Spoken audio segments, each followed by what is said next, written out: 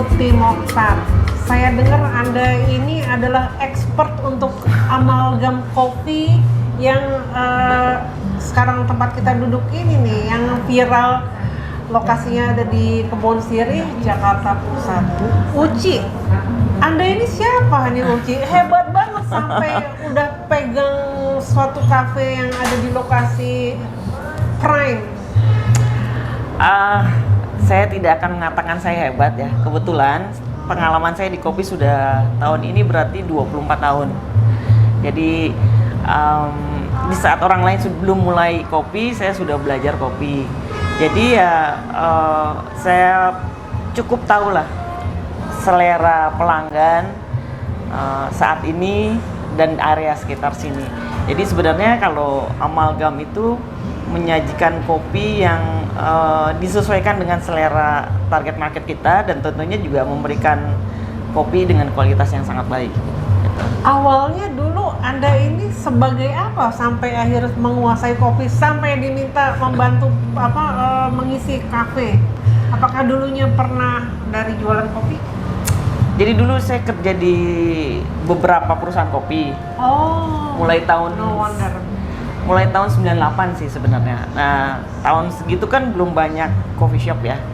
Belum banyak sekolah tentang barista, tentang roasting dan lain-lain. Jadi saat itu sampai saya harus belajar tentang barista, tentang roasting itu di Amerika, di Seattle. Gitu. Dan dari situ ya sama lah dengan yang lain, kopi itu kan setiap tahun berkembang, ada sesuatu yang baru. Ya kita harus ngikutin perkembangan itu. Gitu. Di Seattle itu di sebuah kafe atau ada produsen kopi? Jadi di Seattle itu ada organisasi SCAA dulu namanya, sekarang SCA ya. Jadi mereka suka buka kelas tentang barista, tentang roasting, latte art dan lain-lain. Di situ sih belajarnya gitu loh. Dan pada saat itu 98, 2000-an sampai dengan 2003 kan baru ada satu coffee shop besar masuk Indonesia. Sebelumnya kan orang kopi ya sekedar kopi gitu loh. Minum cappuccino juga sesuatu yang aneh. Jadi saya lumayan mengikuti perkembangan lah. Luar biasa. Nah ini pertanyaan saya yang paling simpel aja nih, pasti banyak orang yang pengen tahu. Ketika orang di Indonesia ya, Jakarta aja ya, atau kota-kota besar lainnya seperti Bandung, Surabaya, mereka mau buka kafe, pertanyaannya, ambil kopinya tuh apa? Jenis apa nih? Nah, ini pertanyaan basic semua pemilik coffee shop sih sebenarnya.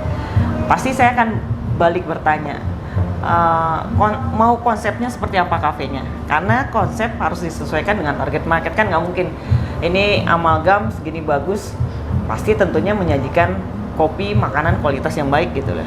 Jangan sampai nanti konsepnya target marketnya A, ternyata dijual atau kualitas makanannya di B atau bahkan ke C gitu.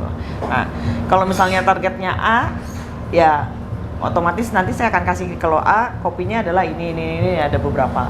Dan rasa kopinya ini kan black coffee ya, misalnya cappuccino-nya pun ya disesuaikan dengan target marketnya. Karena target market A, B, C dan itu biasanya agak jauh berbeda. Apalagi sudah ke D udah jauh lagi. Harga juga kan sangat mempengaruhi. Gitu.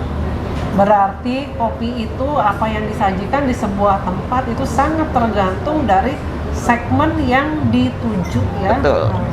Nah kalau begitu ya, daripada pemilik kafe atau calon pemilik kafe ini trial and error yang malah bisa menghabiskan biaya, dan ketika terjadi kesalahan itu agak sulit kan kalau dalam bisnis itu memperbaiki itu ya kan. Karena kalau memperbaiki kopi itu berarti juga harus merubah paling tidak daftar menu, juga mungkin harus men-training. Lebih baik orang mengebut Uci aja. Lebih baik begitu. Jadi promosi nih. Jadi kalau diminta untuk menjadi konsultan ya, konsultan kopi untuk pembukaan kafe, bisa datang ke Uci ya? Ya, silakan. Apa saran-saran seorang Tuti Mohtar kepada mereka yang akan bikin kafe? Nah, silakan. Oke, Mengenai kopi ya. mengenai kopi. Sebenarnya gini, dari pengalaman Amalgam ya, nanti mungkin bisa bicara dengan Bu Santi. Kayak tempat, furniture, kemudian peralatan itu mudah selama ada modalnya. Yang paling sulit adalah SDM. SDM dalam arti kayaknya barista banyak gitu ya. Barista memang banyak, tetapi barista yang punya skill dan attitude itu yang susah. Jadi kalau kita bicara secara luas ya, katanya banyak pengangguran, banyak barista yang belum punya kerja ya, tapi itu mengaku barista, skillnya belum cukup mumpuni sebagai barista. Kalaupun ada yang mumpuni, ada aja attitude-nya yang nggak baik gitu loh. Jadi sebisa mungkin kalau punya coffee shop itu, kalau memang ada budgetnya atau ada waktu, memang harus sabar ngambil barista yang baru jadilah, kemudian di training in-house gitu loh. Tapi kalau mau yang bagus, biasanya yang bagus itu kan sudah ada di beberapa kafe. Ya itu biasanya sudah terkenal lah ya. Ngambil ya tentunya dengan berani bayar lebih tinggi lah gitu. Atau lebih baik memang ngambil barista yang belum terlalu jadi tapi attitude-nya baik, in-house training.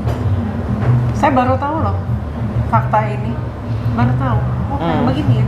Saya pikir kalau yang namanya kopi itu cukup dikasih ingredients-nya, dikasih resepnya, lalu dikasih SOP cara brewing-nya, ikutin ini aja beres. Enggak juga ya?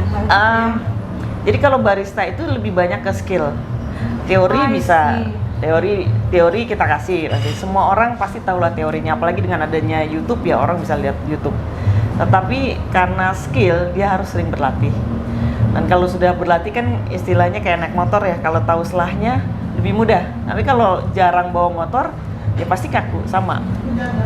Jadi harus sering berlatih. Berlatihnya itu seperti apa? Ya banyak. Kalau ini kan manual brew, alatnya juga banyak, V60, ada Kalita dan lain-lain. Kalau barista itu di belakang mesin espresso. Beda mesin kadang, karena speknya beda, ya caranya juga beda-beda gitu loh. Jadi dia harus selalu mengikuti perkembangan juga. Terima kasih Tuti Mohtar, Uci, atas penjelasannya yang memang efektif nih untuk dunia kafe Indonesia. Salam.